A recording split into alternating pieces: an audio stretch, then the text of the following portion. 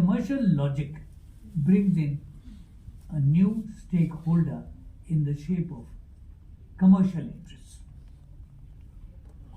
These developments have brought into play a new set of considerations that guide the professional decision of the press. The interplay of these conflicting demands is subject of public debate. The phenomenal growth in the media industry and intense competition within it induces journalists and their supervisors to look as much at the top line as the bottom line in the terms of their growth and editorial contents.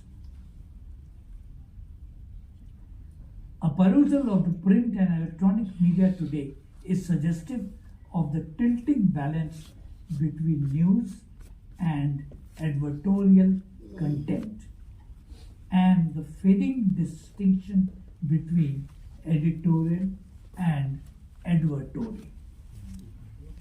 The emergence of the internet and the 24/7 television, as also of social media reporting, have added pressure on the print media. The phenomena is global, it is not confined to India, and it has been commented upon. At the other end of the spectrum, we have the development of grassroots journalism, subject of an interesting study by Alan Gilmore 2 years before Twitter was invented. He opined that tomorrow's news reporting and production will be more of a conversation. We see this every minute of the 24 hours. The paradigm shift in the production, transmission, and consumption of media products is having major consequences for three constituencies. Firstly, the journalists, of course, the newsmakers, and thirdly, the audience. The convergence between the news media, entertainment, and social media has eroded the demarcation between journalism, public relations, advertising, and entertainment. This has created new ethical dilemmas that lie at the core of many issues of debate today, and they pose questions. What are those questions? Has the media upheld the social and political compact that the people of India gave us through the Constitution? The deteriorating situation in the media is reflected in the World Press Freedom Index of the year 2003. It ranks India at 161 out of 180 countries. Now this figure was 150 in the year 2022 and it was 140 in 2014. A democratic backslide in media's role as the fourth estate is the end result. What then by the question of minorities, which was a headache, and a decision had been taken to do away with it. 3 days later, on November 25, 1949, Sardar Patel Sahab said that in the interest of laying down real and genuine foundations of a secular state in the country, and I quote him, nothing was better for the minorities than to trust the good sense and sense of fairness of the majority and make the minorities feel like that. He expressed the fervent hope that in the long run, and I quote him again, it would be in the interest of all to to forget that there is anything like majority or minority in the country, and that in India there is only one community.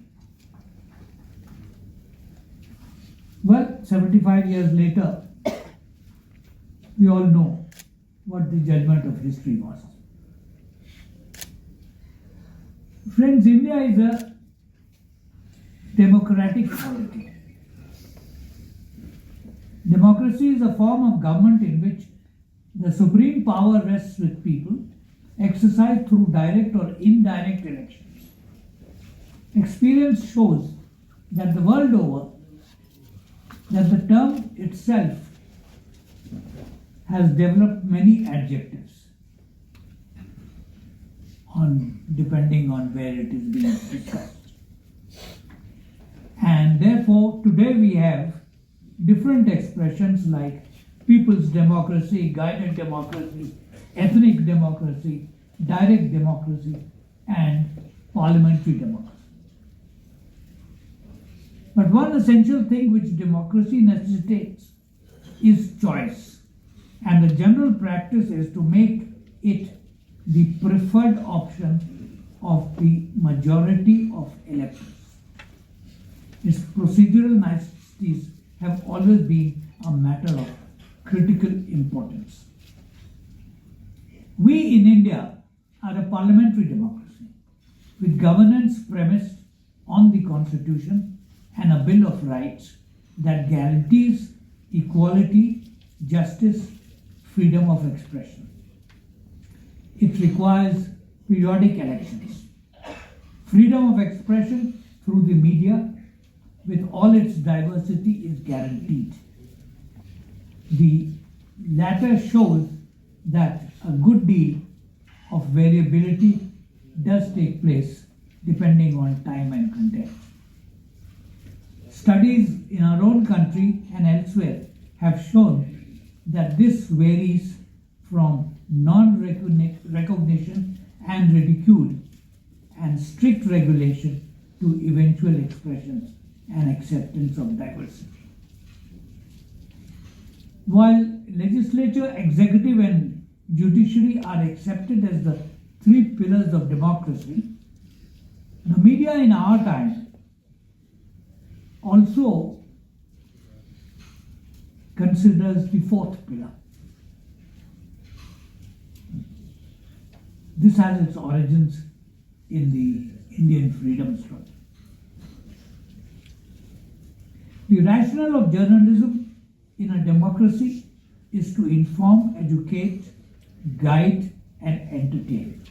Also, each of these is a desired function, more so in modern societies where the size and numbers need means of communication other than direct interface. This is sustained by law. Open criticism of government policies and operations is not a ground for restricting expression.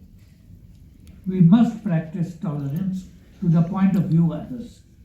Intolerance is as much dangerous to democracy as it is to individuals. Democracy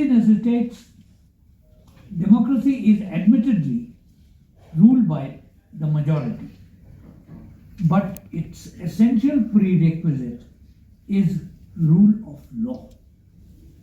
This was defined a long time back by the famous jurist Dyson, who said it requires three essential things. One, absolute supremacy of regular law. Two, equality before the law. And three, access to justice and development of law by judges on a case-by-case basis. This, as Professor Upendra Bakshi said some years back, goes beyond a mere division of functions in modes of governance and incorporates four core notions of rights, development, governance, and justice. This approach has been upheld in judicial pronouncements also. And yet, in a paper published in the year 2005, the late Shri Ghulam Vahanwati, some of you might remember, he was a high functionary, observed that the rule of law in this country is under serious threat. And he added that it would not be an overstatement if one concludes that each institution is destroying itself from within.